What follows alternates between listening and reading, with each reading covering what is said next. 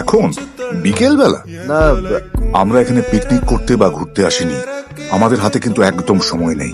আচ্ছা, এই বুনোমা কোন গডেস? Local goddess. ইন্টারেস্টিং তো। আমি যাই তাহলে, একটু ঘুরে আসি। না, তোমার যাওয়ার দরকার নেই, অনেক নিয়ম কানুন আছে, যেতে হবে না। দিয়ে দিল তাহলে, থ্যাংক ইউ।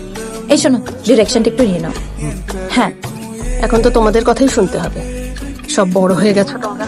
প্লিজ তুমি রাগ করো না, আই এম রিয়েলি সরি। আমি একদম স্কোপ পাইনি, হঠাৎ করে বস আমাকে বললো, তারপর তাড়াহুড়ো করে প্যাকিং শ্যাকিং অনেক কিছু করার ছিল। I am really sorry. আচ্ছা ঠিক আছে, কবে ফেরা হবে?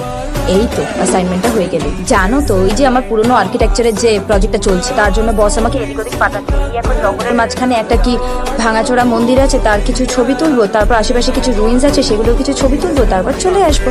দেখো, আর কি বলবো।